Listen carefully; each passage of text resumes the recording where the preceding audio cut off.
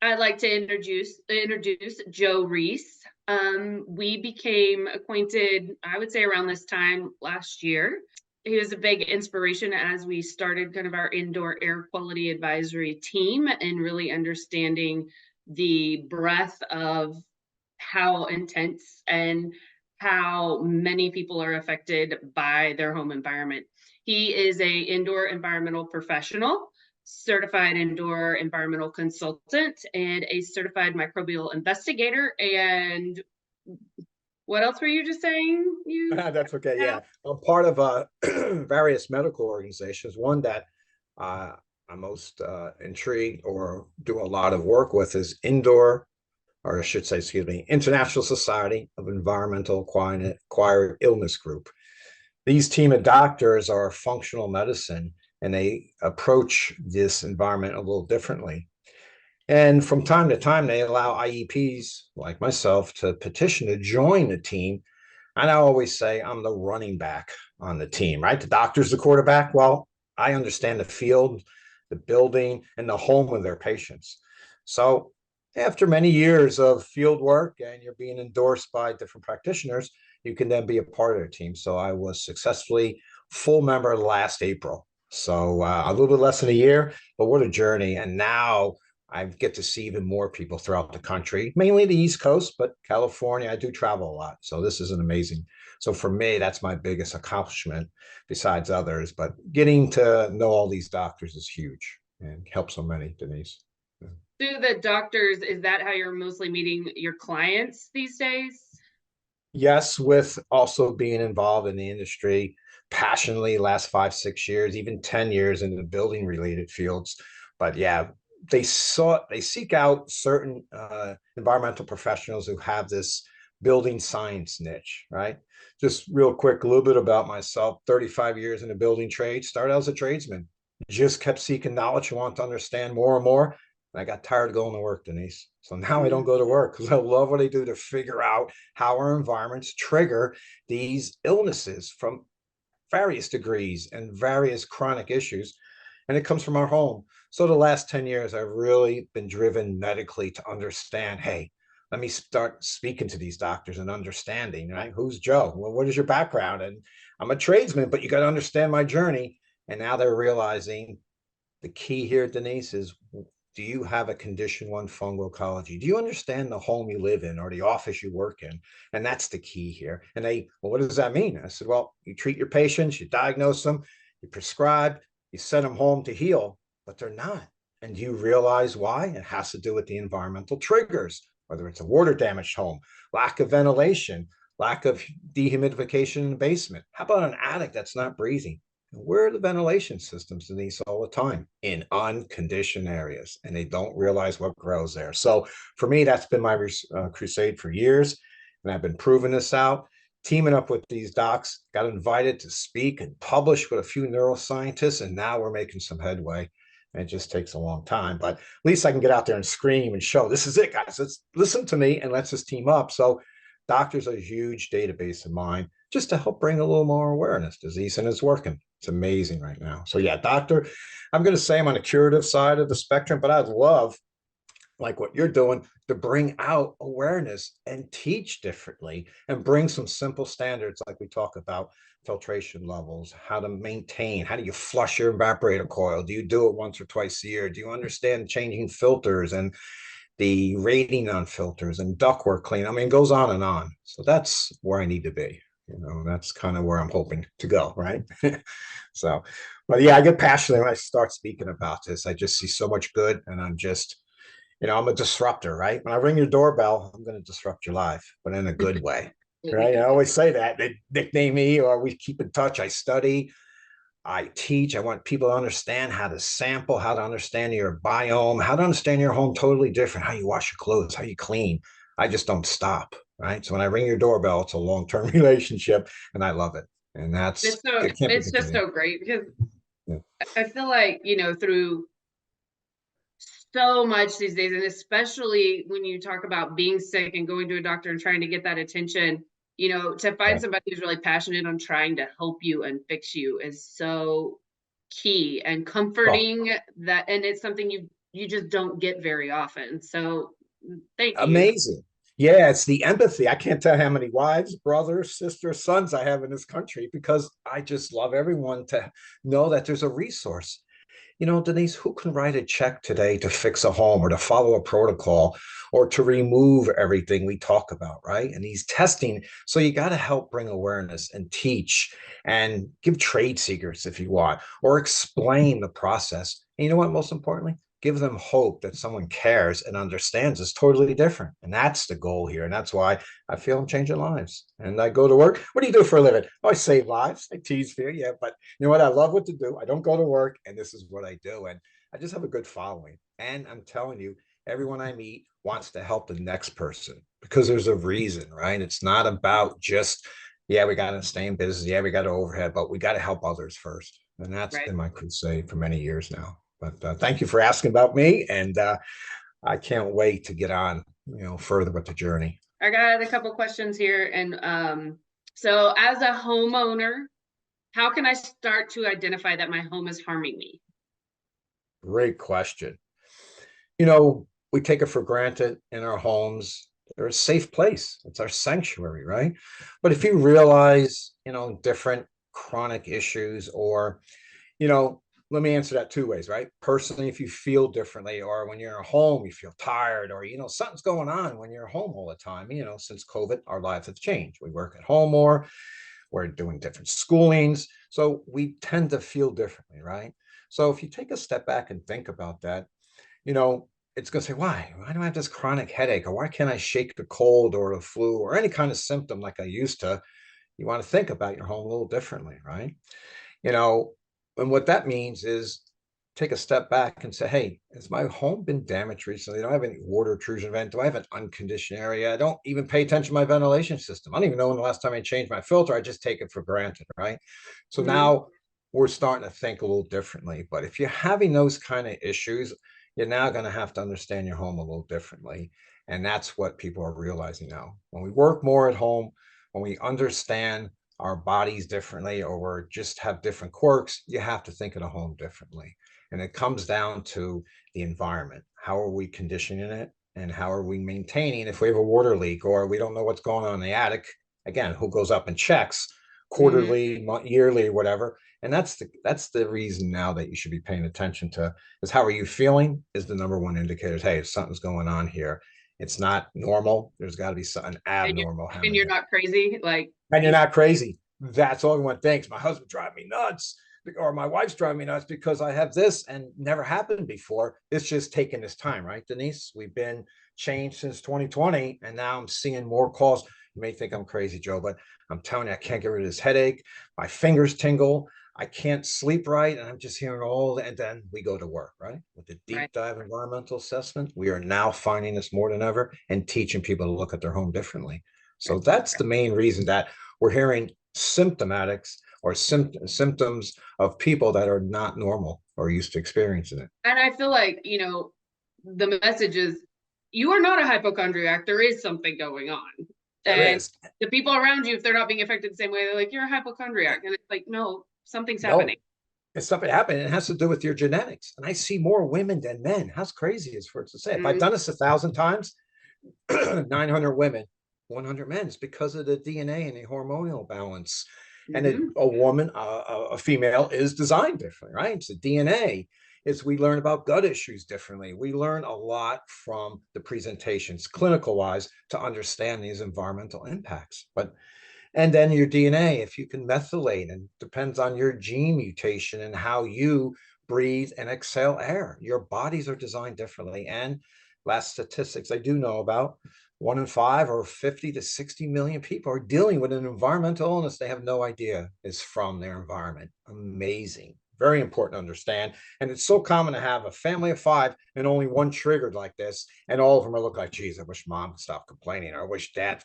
It's just, I don't get it, right? And obviously, you're not saying it as a child, but when you get older and you think of this, and you're going to look back, wow, this is really serious, and they were affected. Right? Yep. Yep. It's something Um, there. so if you do think your home is affecting you, what are the first steps that you should take?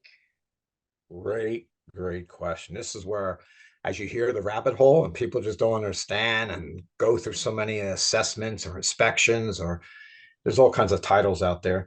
But you do want to understand to look at the home through a qualified professional, right? An indoor environmental professional coming out to the home with the proper background of building science will be able to help you. And we're going to look at key areas, right?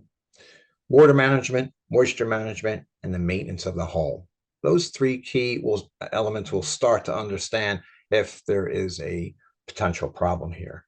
The problem is the resource to get these people, right? We're not out there so easily to be found, right? I talked about one organization, CIEC, but what else? ACAC.org, great organization to find indoor professionals. But do you know that? Is that out there when you Google it? It's hard, right? So you need better resourceable,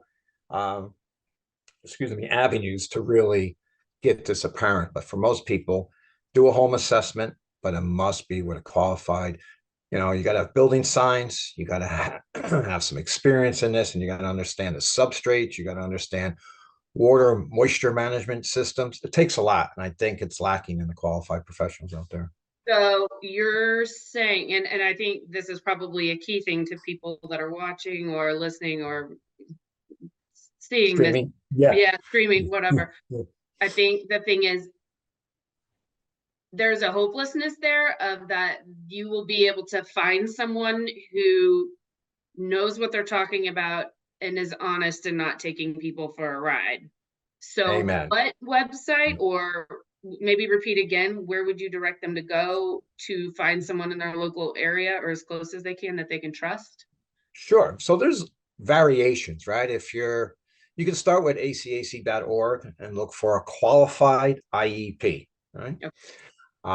There's various certifications, CIE, CIEC, CMI, like these designations I have, and CMC. If you look on the website, you'll see the need, what you may want to accomplish. If you're a building owner, a building manager, hospital, school, it's very important to understand these designations.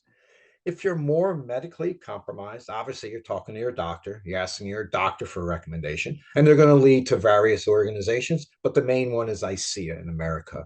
Very important. These doctors know that you can cut out the chase, you can save time and a lot of money going to a certain professional who understands how to medically correlate the potential abnormal conditions in your home.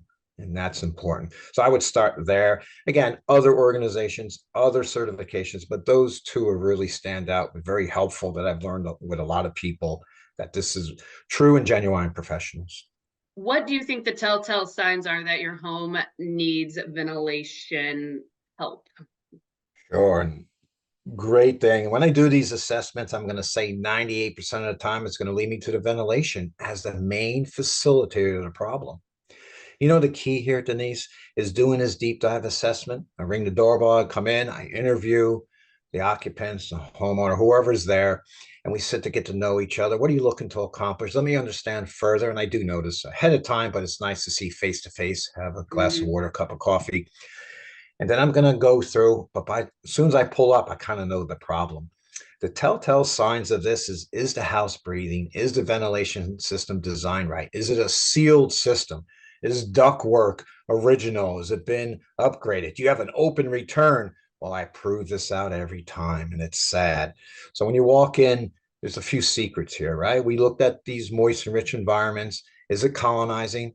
But what's blowing it around is the ventilation system, right, Denise? So I could tell by certain trappings and dispositions, which is natural particulate, fine particulate that blows around in our homes, it's going to stick and grow to areas that are attracted to. So windowsills, window sashes, underneath sinks, pipes, basements, attics, anywhere there is an uncontrolled temperature variation, I could find something. So I'm looking for that. Then I'm going to give some other secrets where I'm going to look at a toilet bowl. How crazy is a toilet bowl? It's another ventilation system if you didn't realize it. When you flush the toilet bowl, what are you doing? You're allowing air to come through the back of the toilet opening of the toilet tank lid that's designed so the water can be released down into the toilet and flow through the trapway. If you didn't have air to be negatively sucked in, that water would never go down. So what comes in the air when you flush the toilet? These fine particulates. You know, if you lift up your toilet tank lid and you see any buildup or you see a lot of black specks, or oh my God, look at this science project, it's going to tell you what's in the air, right? It's going to be an indicator to prove out. In my assessments, I do vary a lot of variable areas. I just don't want to come in, oh, your toilet bowl's dirty. It's got to be the problem. No, how did it get there? So I'll look at So it's so yeah. the toilet tank is pulling air from the house Correct, into pulling from the house into a moist. into a Oh, moist environment filled with a gallon and a half of water. You flush it, it's got to have a pressure release. So it's sucking in and releasing air. So these organisms, hey, I got a so it's spot a where it's great there place for it to grow if you have for it it to in the air. colonize, right? It's going to colonize. And again, we don't see this so apparently, right? But over a long period of times, to see any kind of organism of a microbial value is at a minimum of 0.01 microns. You'll never see that with the naked eye. In fact, you got to magnify it almost 600 times to see one spore. Well, if you see a big fuzzy growth, you see this on a supply tube on the edge of the tank rim, tells you that it's been going on long term. All right, if it's here, maybe it's elsewhere. So as I move around to the home, I'm looking at window sashes, a check rail on a double hung window, a sash lock. Wow, look at these corners of dots. How did it get here? Again, another indicator it's in the air. But more importantly, Denise, why is it in the air? Could be lack of filtration, could be an open system, could be a dirty system per se. It could be of various reasons. So I continue on, right? I always love floor registers because they're going to tell me a lot of story, right? And I Yeah. can see what grows in there and I take pictures. I got a smiley face of dust that's pitted and solidified in the ductwork because it's never been cleaned right, or they don't realize that how often it should be cleaned. Another indicator that there's airflow that is potentially influencing the indoor air quality in an aspect that you don't want to see these organisms. I'll see debris, construction debris from a new home, old home, years. Oh, we had a remodeling about 5 years ago. I'm seeing the pieces of wood in the supply. How can that be? You have a filter. Doesn't matter. It's not cleaned properly. And you can't always clean flex ductwork as the same as rigid, and these people don't get it.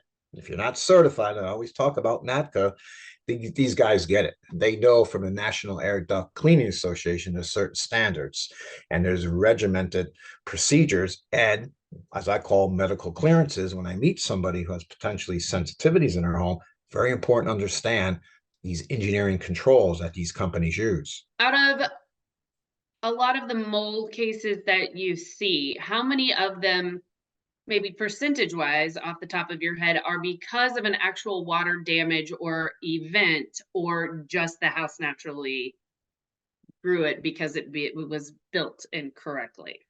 Yeah, that's great questions. There's going to be a lot of yeses here, but here's the thing. You know, moisture is the evolution of life and the problem that we must understand and control. So it comes from a water intrusion event or a moisture control event, like I said in the beginning. So, yes, it comes from a moisture or water intrusion event.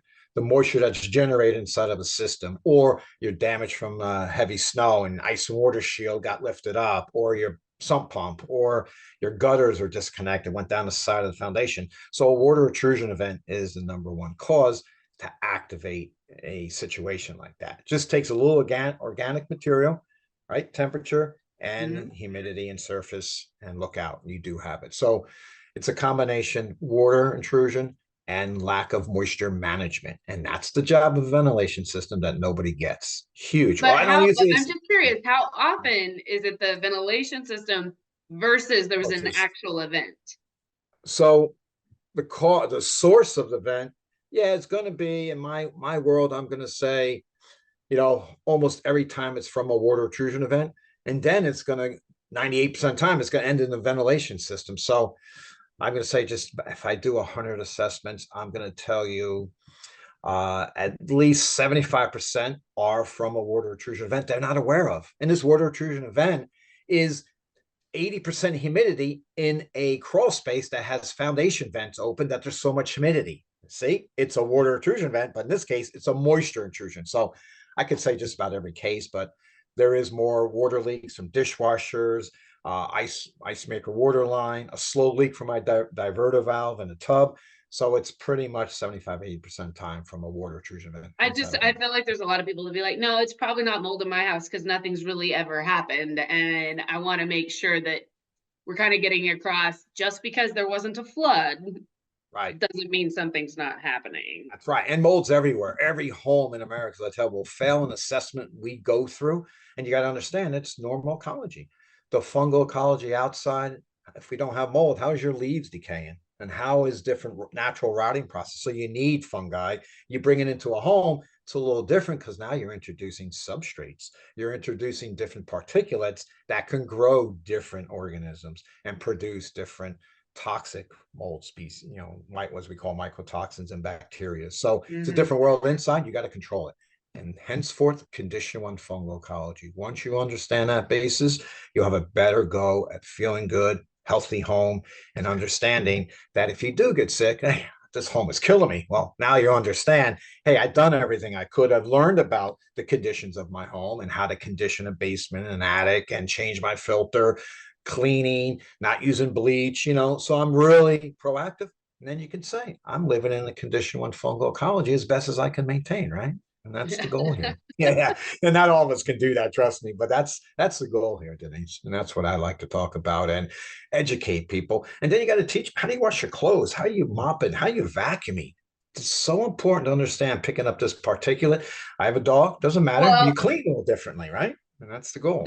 you would Yeah. be surprised at how many conversations we have with indoor environmental professionals who do walk into a house and they're like, yeah, you're just dirty. You need to vacuum. Don't do that. My first 100, I was like, my God, it's so common. Well, wait a second. That's just our world. Now look deeper into that dust reservoir. And then you'll start to learn.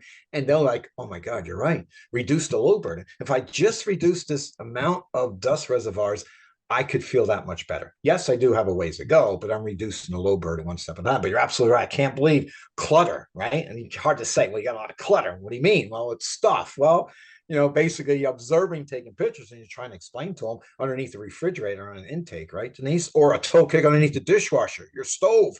Get on your knees and take a look what's there. You'd be embarrassed. I'll say that right now. I got to pull my stuff out every 3 months. My God, look what we dropped. It's still there, right?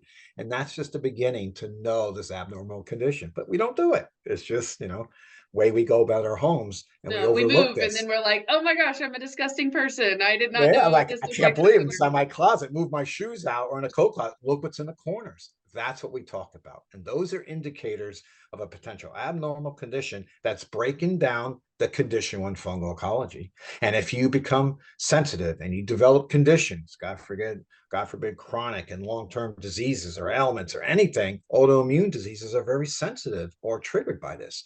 Lyme disease, you name it, co-infections. I'm just seeing it every day. And like, please, let's just get back to 101. This is a crawl, walk, run process. Come up with a master plan. My key question is, what are you looking to accomplish? I'm not here to sell you a bill of goods. I'm going to give you education. I'm going to spend time with you. But I know when we're done, you're going to learn about your house totally different. And I think you're going to feel better. At least knowing it it may take time and through clinical labs, but you will get better. And we've done this every time. a plan of action always can like calm down the hopeless feeling. So That's right. And there's hope. My God, you restored. Yeah, I'm not crazy. And yeah, here, speak to the family. So pick up the phone. And that's the goal here, is to learn about what someone else thought and excuse me, what they experienced and how we made a difference by just bringing awareness and understanding the goals and the process here. It's a results driven process, Denise, and you can't get away from that. It's all evidence based. We bring science into the picture. We collaborate with the right doctors, and I work with anybody, or I'm glad to bring anyone, and I recommend where I can. But the goal is to leave you with the understanding of resources, right? What specifications are you following? Who's doing your work? What is the background? And that's what you need to understand, right? And then if you have this team approach and plan, as you say, you will eventually get to where you're going. Again, we see a lot of this reversible. Homes go through this process, Denise. Some mostly do come out better, but there's some people who still can't occupy their home or still have a problem. What do you do then? Well, again, we continue looking at there's some kind of source we can't visually see that's in between the design of the home, as we call the infrastructure, compromise insulation, or stuff we can't see becomes a problem. And you got to take a step back and rethink and how far you need to go, because some people, very few, I must say, do have to think other options for housing. Well, we got to sell this home. Let's still not go. We just put in 30, 40, 50,000 into this process. We threw out everything that we were told. We replaced the system, cleaned the ductwork, and moved the air handler around and done everything, Denise, and it's just not working. So there is a small portion that are so sensitive can't have rehab it, their home, but for the most part, this works. And but your health, when it really comes down to it. Oh, it's paramount. We know that. There's nothing you won't do or try to seek out. And I got people really off the spectrum, as we can say. They're just going nuts and oh my God, I'll do whatever it takes. Should I leave my home? And we always say we can't say that professionally, right? Only in America, a licensed doctor can tell you need to leave your home because I can't treat you, right? I can tell you a red light, I can tell you green that this is a problem, or off the record, yeah, that ventilation system. If you're my daughter now and you're in an apartment in the city, yeah, that's compromised and you need to think about it. But I can't tell you to leave your home, right? I can provide the data, the optics, and the guidance. You need to now talk to your medical practitioner. Make that choice. Yeah, no, that's kind of how we do that. If I see any kind of microbial growth in my house, should I be concerned, or am I being overly paranoid if I see it because we know it's going to be there? Right, and that's another good aspect to look at. So talk about the location. Where do you see it, right? You look up in your ceiling, look at that supply register. All of a sudden, it's got a dust trail. And then you see it growing, turning black and dots, and then it spreads to the sheetrock around it, right? Or the surfaces around it. Could tell you that your system's over sweating. You may not notice, but that's an abnormal condition. That should be a red light. Something's going on here, honey. Whether we're running too cold, but it's not insulated right. And most people are not going to understand that, but that's a concern, right? If you see it colonizing on a window in your dust reservoirs, tells you need to be more aware of cleaning habits, right? And you got to understand humidity control. Are you keeping the house at a certain temperature? And more importantly, you have to change the air so many times per hour, per room, or in an apartment, a home, right? We call it ACH, air changes per hour. I think there's some specification through ASHRAE and 6 to 8 times an hour, right? So you have to have proper airflow. So that's another indicator something's going on in the home. But an abnormal condition, if you got staining or a drip, oh, wow, look, we had a rainstorm. Now I got a brown or a stained ceiling, a stain on my ceiling. That's another situation where that mold's not normally supposed to be there because that's through a water intrusion event. But for the most part, there's few checks and balances. I like to tell people that mold's everywhere. And by the way, by reducing the load burden of dust reservoirs, you'll reduce the amount of potential colonization or microbes.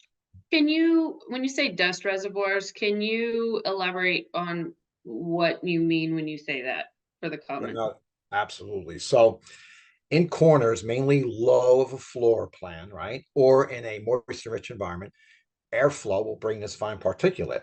Say you have a dog, right? And they shed naturally as humans, dander. It's going to, through the drafting effect, we call that the stackhouse effect, there's going to be pressurization. As below, so above. Air is moving. Well, it's going to circulate and get caught up in the corners, mainly in the floor, baseboards, closets. And you have negative draws where you have a fan on a refrigerator, right? Or a wine cooler or a freezer or a chest freezer, where you're going to see these areas suck in this particulate, and it's going to grow and build and create a dust reservoir, right? Baseboard heaters, very, I should say the best way is it's a big attraction because of the heat, right?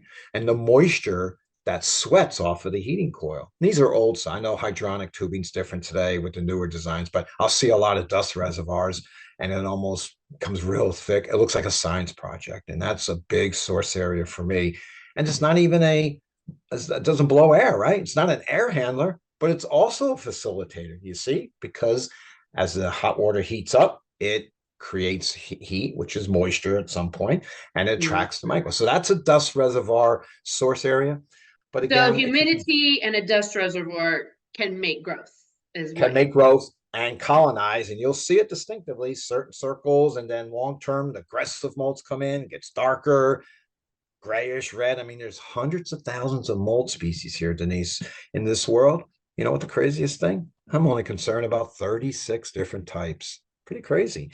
And 26 of them are water aggressive damaging molds that we've come to learn that could be correlatable to human sensitivities.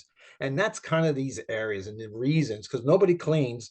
You can have the top cleaning people in the world, but I'm going to find dust and I'm going to show you these areas that, oh my God, we clean. I'm embarrassed. No, don't be. This is what the home is filled of these interstitial areas that will attract dust, what we call fine particulate, because of the moisture that it changes through dew point, right? Through thermal changes, through moisture, heating, cooling, you're going to have these areas of your home be more moist enough, and you may see a dust reservoir form or a collection, right? Colonizing. So kind of a very, very basic overview here is if you control the moisture in your home and the particulate slash do deep cleanings, you should be able to, unless there was some kind of crazy water damage somewhere you can't see, be able to control the mold in your home. Amen. And filtration, right? And let's take it a step further, Denise. How about air purification? Say you have that 1800 farmhouse, right? And you can't, and you have a very open, drafty home, and you're always getting negative, positive pressure pulls. Then you want to think about air purification. Can air purifiers effectively reduce mold in your home? Absolutely 100%. The key is the understand the filtration rate. Not every air purifier can filter down to a 0.01 micron. You may see 99%, 97. That's a problem. It's pretty good, but 0.03 is huge difference from 0.01. In fact, now on the market, there's some going down to 0.003. Now we're getting COVID bacterias every level. Smoke, remember in the Northeast, these wildfires coming down from Canada, very few air purifiers can keep up with that, but there are out there. So the key is if you have sensitivities, especially on the medical side, and you're very susceptible to allergies and dust mite, you want to make sure you have one of the top air purifiers that can filter down to a minimum of 0.01 micron. Very important. How do you feel about ones that use ionization as a form of clumping the smaller things together to get cotton filtration? Right. Good, but you got to understand, is this type of device producing any ozone, or during the ionization, is it enough or you don't react from it? There's some really serious compromised individuals who know their body and know their sensitivity and how they react immediately when they walk into an establishment or a room. Oh, and your body tingles, your throat, your brain, your eyes, whatever. So you got to be very careful of some of these. Yes, I've heard great success, but the true sensitive individuals really have to have, and we didn't even talk about EMFs and RFs that come out of these. And I do have some unfortunate clients like that. So you want to be careful. You want to know your body and your sensitivity, and you want to get a certain specification in this air purifier. Very few out there. I only know 3 or 4 that really work well. 2 are tops of my favorite, and I see them out there work well, and people really managing what I call the status quo. How do we do this after I leave you? My God, what do we do? And what's the next steps? This is what we talk about, right? Awareness and where's your air purifiers? That's how you can help to reduce the load burden. And by the way, do you sleep with your door open or closed in your bedroom? Try the door closed. Now you create a bubble. You're changing the air with these air purifiers in conjunction with climate control. Now you may feel that much better. So that's kind of where I interject air purification. Very important in the scheme of things here. And definitely a great question. Very much. And I think that's the thing, is everybody wants a one size fits all. However, right. What are we trying to accomplish, and what environment are we working with right now? Exactly. Huge. And every environment's different. Every home, every situation, design construction, new, old, and pre-war buildings. Can you imagine in these cities? And look at New York after 9/11, water damaged, asbestos, everything comes into play into your environment. And can you imagine being that compromised and living in these cities throughout America? I don't care where you're at, Chicago, LA, Philly. I visit a lot of them. And the idea is to learn to manage the expectations of these buildings, reduce the load burden, and see if you can withstand these environments. And that's the best we can do, because you may not. And I know more multiple chemical sensitivity individuals with chronic environmental illnesses are having a tough time. And that's nothing we can do about it except bring the awareness and give them hope with options. And here you can't remove the source. You only can control it. And this is the best we can do when it comes to that, unfortunately. How long does it take for mold to grow after a water leak or flooding incident? Great question. Most people are not going to get this. 24 to 48 hours. You will start to have colonization and not even know it. And these natural indoor outdoor mold species are around us, and they're the first to be attracted or form, right? Why look, here it is. We got a very moist environment. So we see a lot of cladosporium species, and you get outdoor molds, basidiospores, ascorps, and these will join the club. And you want to understand, well, you may not tell that you have a water intrusion event, right? Remember that leak behind the wall, or that leaky valve, or that dishwasher, or that water supply in the back of the fridge for the ice maker? One thing you got to understand about water intrusion events, there's two forms of moisture you're not paying attention to, and they're called vapors and diffusion. When we have a water intrusion event, it produces humidity in the form of a vapor, and that gets absorbed by porous material, sheetrocks, insulation, wood, plywood, cabinetry, you name it, right? Mhm. So the vaporization is very important. Diffusion is how much can be sucked in and absorbed and not even realize that, wow, thank God I got that up within 6 hours. I should be good. But what did it do in the meantime? Now you got to go through that proper remediation or water management process that nobody understands or will hardly ever do. And I asked, oh my God, we cleaned it. We caught the flood. We only had an inch of water. We vacuumed it. Within 4 hours, we're good. We moved our floor or carpet, and we should be good to go. Great.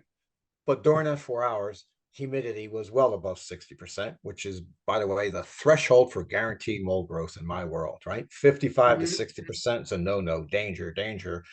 Then we look at the area around it. So it all has to do with the environment and how quick you manage this and how you clean it up and what engineering controls. Oh, we use floor dryers. We got everything out, but you didn't have containment and you blew this around because it was now a category 3 water backup because your toilet overflowed. They don't realize now we got bacteria introduced. It gets crazy, Denise, when we look at this.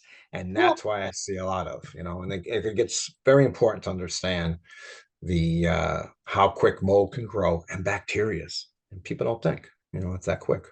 how, and this may be throwing some people under the bus, so if you want to say no comment, but after a restoration company comes through after a water intrusion event, Right. how often is there still a remaining issue that the homeowner doesn't know and they feel like they did what they were supposed to do or the insurance company paid for what they were supposed to? We see this a lot, and this is a great question because almost every time the proper engineering controls are not followed, right?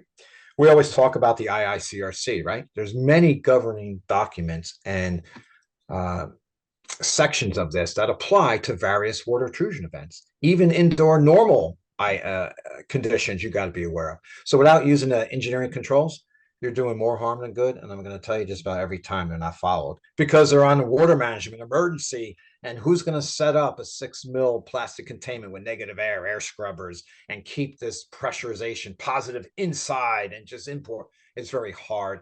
Most companies don't do that, as I see, and some do. But it's all about the engineering control that's initiated at the time of this water management or a water intrusion event, I should say. But a lot. The answer is just about every time. Yeah. Would would you, if somebody has had a water intrusion event, would you recommend some kind of monitoring system for them to kind of keep track of it to make sure something doesn't happen? So yes, another great question. There's various instruments out there that will monitor key aspects of your home, right? Not only for temperature, humidity, the number one thing, right? A simple hygrometer, go on Amazon, go wherever you get 15, $20, buy a few of them. That's number one. Why is the humidity so high? There's never been a problem like this. An indicator you got moisture vaporizing into the air, maybe, right? Besides that, there's other technical device, really for Wi-Fi. There's a lot of state-of-the-art instruments, and you want to check a lot of elements, right? And I look at various ones that can monitor up to 10 key points of a home, right? Not only temperature, humidity, you've got different VOCs, right? We've always come to understand we bought new furniture. damn, I just feel weird. It's like I get a Mm-hmm. dizzy spell when I lay on my new couch, right? So you got VOCs, you got formaldehyde, right? And then obviously radons is separate. There's very hard to include that in a lot of these instruments. But then you got particulate I'm matter. working on that, by the way, but go ahead. Yeah. PM, right? PM 2.0 and the particulate matter and sizes, the more you can measure in the air, all of a sudden you live in a city, they got construction going on and they're grinding and redoing these windows and taking them out of a brick building. Now you may have silicates, you may have concrete dust. This is a great monitoring system. So there's really high-tech devices, but you got to understand all this is important on the preventative maintenance and teaching going forward. How do I know I have an abnormal condition? You asked that before. Here's a great system, a monitoring system in that aspect. So I'm curious if, let's say I had a water event in my house. Yep. I had a restoration company come clean it up. If I monitored humidity and particulate, would those two things let me know if potentially it wasn't clean the way it was supposed to, if humidity and particulate went up? Because would mold come across as a particulate? Well, it could, but here's the real clincher here. These would just be indicators of the process being followed correctly or not. It's an abnormal condition. They're not doing something right here, honey, because look of our meter, it's still off the charts. They're not containing right. And we need to take the next step. You know what that is, Denise? You need to do source testing. You need to do you need to do an environmental sample, right? So most people don't understand this. You establish your baselines. Oh my God, my toilet flood, call my insurance company. They sent out a company. Great. We cleaned it up. We managed the situation. We controlled and stopped it. Now let's go to the next step. Let's understand if we have microbial growth, because it will come, right? No matter what, they're not going to dry at 100%. I've never seen it yet. So we validate or dismiss. We do have some elevated spores in the air or on the surface. We test, we evaluate, and then we'll call for more additional work. Great, we're done. Send the IEP back. Most people don't. While you clean that, let's check it before you seal it. And we finally release the project. So we'll do a source control testing. Okay. If it passes that, then you're done. Finish the protocol, put your encapsulation on, and then we're going to do what's called a PRV, a post remediation verification test. And this way, we can certify that every step of the way was followed under our recommendations as an IEP, mold assessor, however you write the report, hygienist, and then you can certify that area and issue a clearance letter. And that is worth its weight in gold, not only for your peace of mind, but for you to list a home or talk to an insurance company. Now you've got home. Well, you've satisfied the claim, and this is how everyone should go about it. And they don't, unfortunately, know this, right? And that's the key here. You asked a great question. Not only seeing signs of a faulty process, but it has to be proven out as a results driven, right? Because great, you hire a contractor. They're not here to do a service, Denise. They're here to produce results, because there's a human element here. It's called your indoor air quality, and your body breathes that air. You want to make sure it's at a condition 1 fungal ecology, which should be followed in the industry. And it's hard to understand that most don't do that, right? And there's conditions 1, 2, and 3, by the way. A condition 1 is a normal ecology. A condition 2 is odors or suspiciousness of a change, and you don't see it, but it's there. And condition 3 is I see mold, or I see an abnormal condition grow on my ceiling register, or on the window. I'm seeing something sweat, and then I'm seeing these dots stick, whether it's a mildew, right? Or a fungus of some sort, and algae or whatever. So you want to be aware of this, but great question I asked, and most people don't understand how well the process is being done, even at all correctly. Do you have something that you really want to tell the world? Just if you understand your baselines of your environment, even your car, anywhere you go or travel, a hotel room, how do you feel, right? The idea is you got to understand a condition 1 fungal ecology, and you got to know how to deal with that. And my biggest thing is to bring that awareness with teachings, with guidance, resources, and like-minded professionals like you and I, right? And that's the goal here. And that's all I would want everyone to understand. And that's my goal. And I'm doing it one day at a time. Well, maybe a lot of times during the day, but these are exciting times for me, at least, to get people continue to look healthy and happy like yourself. And you want to maintain this. And that's the goal here.